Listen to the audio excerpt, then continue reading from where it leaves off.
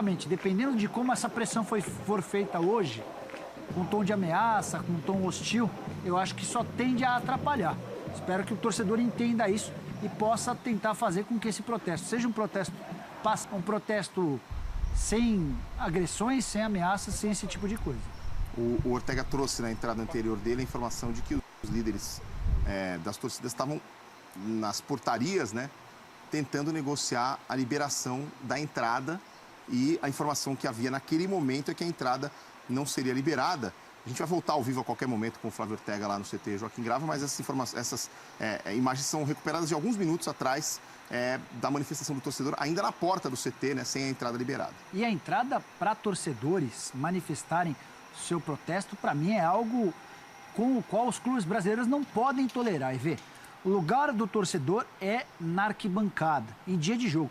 Tudo bem, se o torcedor quer ir à porta do CT para protestar, é um direito dele. Agora, permitir que esse torcedor entre para dar palestra, para dar sermão, para cobrar num ambiente de trabalho, você gostaria? A gente está fazendo o programa aqui, vem um pessoal que não está gostando do nosso trabalho e começa a fazer pressão? Não dá, né, velho? Você tinha mencionado a história do protesto ser pacífico ou não, ter ameaças ou não. A gente botou na tela aí uma frase que está sendo cantada lá pela torcida. Se o Corinthians rebaixar, olê, olê, olá, o pau vai quebrar. Já parte para esse tom de ameaça, para esse tom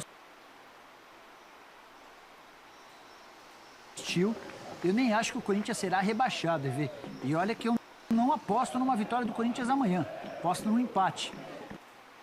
Mas essa convicção de que o Corinthians não cai, ela já foi uma convicção muito mais firme, muito mais severa, e ela passa também pela ruindade dos times na parte de baixo.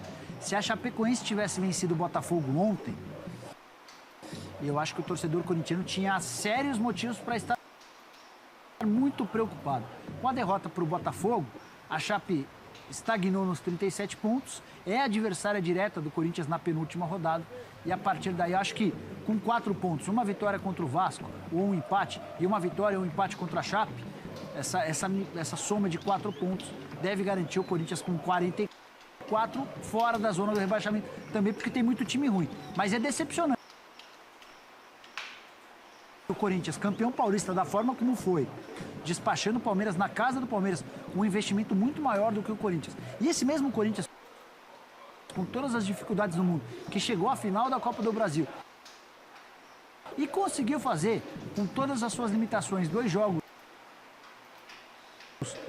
não sei se iguais, mas conseguiu dar algum sustinho no Cruzeiro, na final da Copa do Brasil, e esse Corinthians termina assim, né, velho? E antes disso, na semifinal contra o Flamengo, o Corinthians também, assim, o jogo de ida, o Corinthians não teve finalização, né?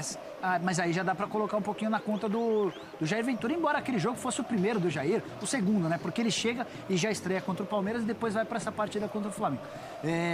A Copa do Brasil foi uma exceção nessa temporada do Flamengo e passa muito também por adversários acessíveis, exceção ao Flamengo. O Corinthians deu sorte nos sorteios e aí acabou pegando o Flamengo na semifinal. A troca do treinador, aquela história do fato novo, para mim foi absolutamente decisiva para a passagem do Corinthians para a final. O problema pro Corinthians, em caso de rebaixamento, digamos que o Corinthians vence o Vasco e se livra do rebaixamento, fica muito distante do rebaixamento.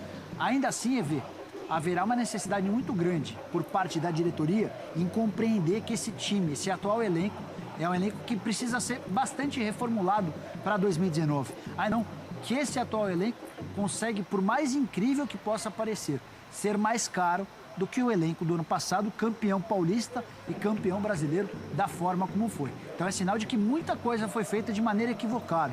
E aí dá para citar vários exemplos. Renovação de contrato do Danilo para ganhar R$280 mil por mês. Contratação e renovação depois do Emerson Sheik, que ganha R$300 mil por mês. Apostas absolutamente equivocadas, como a do Danilo Avelar, que o torcedor do Corinthians não consegue sequer ouvir falar.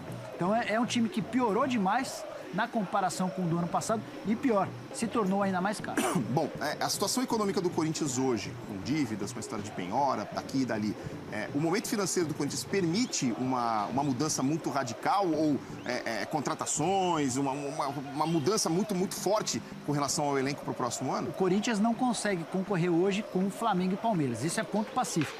Enquanto o Palmeiras sonha com o Ricardo Goulart, as aspirações do Corinthians serão muito menores. Mas a gente até chegou a informar no início do programa a compra do Richard, que é volante do Fluminense, por 8 milhões de reais. Eu até me perguntei para uma fonte minha no Corinthians, tá bom, o Corinthians com toda a dificuldade vai pagar 8 milhões de reais como? Aí me informaram que vai ser um pagamento parcelado e com a ajuda de um parceiro comercial. A ideia é ver, a partir de agora, é trazer jogadores que possam chegar para ser titulares. A diretoria do Corinthians entende que jovens já existem bastante no elenco, então a ideia é dar uma limpada em alguns jogadores. O Sheik não terá o contrato renovado, se aposenta. O Danilo não terá o contrato renovado. O Jonatas, o Corinthians tentará devolver ao Hannover e a partir daí o Corinthians vai tentar trazer jogadores que possam chegar para jogar. Os nomes, por exemplo, de Fábio Santos e Elias. Jogadores que pertencem ao Atlético e têm muita identificação com o Corinthians. Foram nomes especulados nos últimos dias no clube, embora não exista a confirmação da diretoria em relação a nenhum desses dois nomes.